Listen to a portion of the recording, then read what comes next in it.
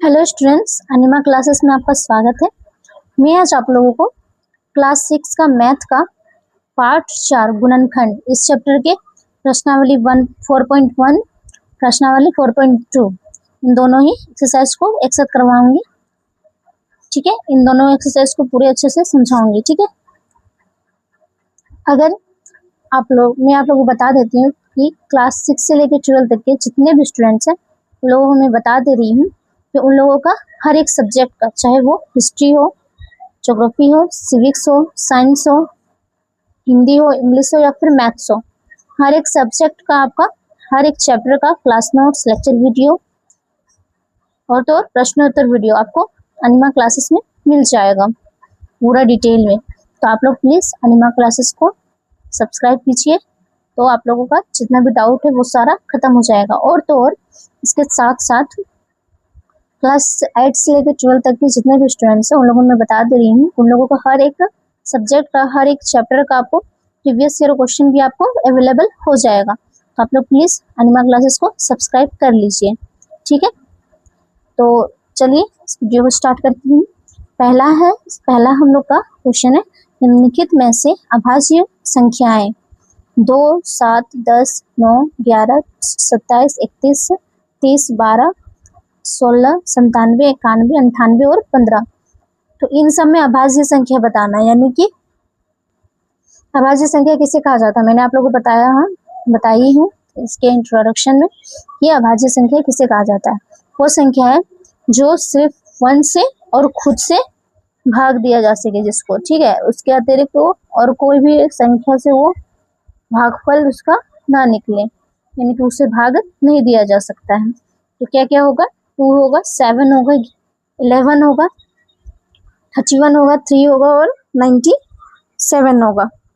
ठीक है, दूसरा प्रश्न है, निम्नलिखित में से भाज्य संख्याओं को लिखें।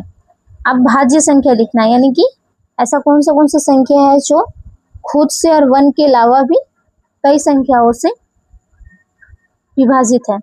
तो यहाँ कितना सारे वर्ड्स दिए हुए हैं, कितने सारे नंबर्स दिए हुए, तो उन सब में क्या क्या होगा, 2, 8, 9, 15, 27, 22, 32, 33, ठीक है, 35, 48, 55, 58 और 63।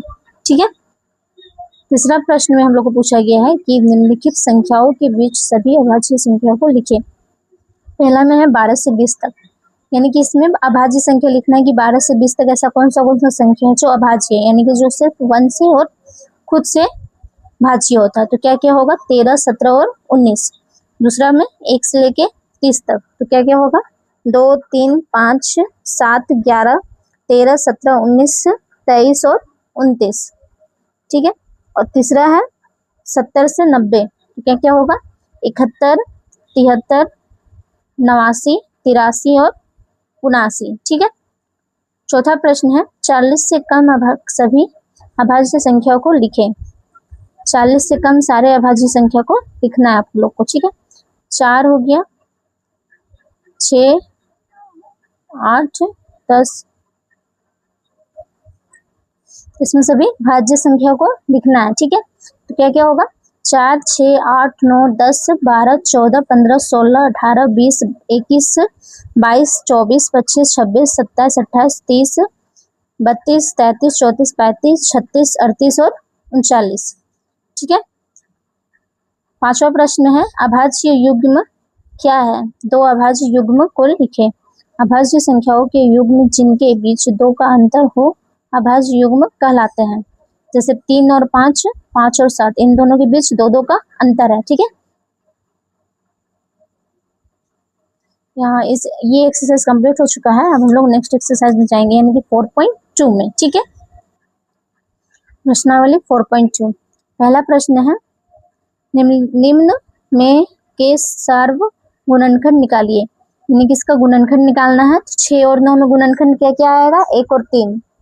ठीक है, यानी ये 1 से विभाजित है और 3 से विभाजित है। 11 और 33 का क्या होगा, 1, 2, 4। ठीक है, दूसरा प्रश्न है, निम्न के सार्व गुणनखंड निकालिए। यानी कि पूरा का गुणनखंड निकालना है। ठीक है, 2, 4 और 9, इसका क्या क्या गुणनखंड निकलेगा, 1 और 2।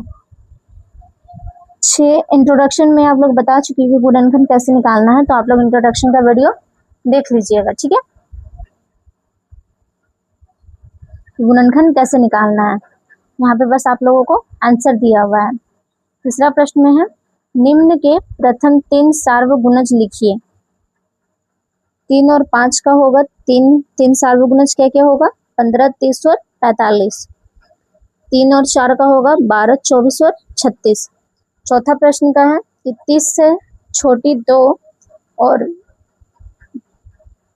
3 से सभी सार्वगुणज लिखें। क्या क्या होगा, 6, 12, 18 और 24। पांचवा प्रश्न है, निम्नलिखित में से कौन सी संख्याएं सह अभाज्य है। तो 8 और 9 में क्या क्या होगा, 5 और 7। 11 और 33 में क्या क्या होगा, 11 से लेकर 33 तक में 11, 13, 17, 19, 23 और 29। तीसरा है 12 और 23, इसमें क्या क्या होगा, 13, 17, 19 और 23। लास्ट है 9 और 22, तो इसमें क्या क्या होगा, 11, 13, 17 और 19। छठा प्रश्न लास्ट प्रश्न है, एक संख्या 4 और 5 दोनों से अविभाज्य है, कौन सी अन्य संख्या से यह सदैव विभाज्य होगी। तो यहाँ पे आंसर होगा 20, ठीक है।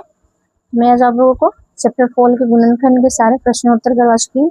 बार बार बोल रही हूँ, 4.2 का आपको गुणनखंड जानने के लिए आपको इंट्रोडक्शन का वीडियो देखना पड़ेगा, तो आप लोग प्लीज इंट्रोडक्शन का वीडियो देख लीजिएगा, ठीक है।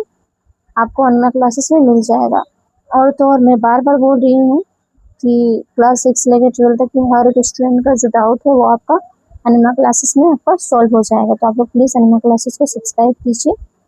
धन्यवाद।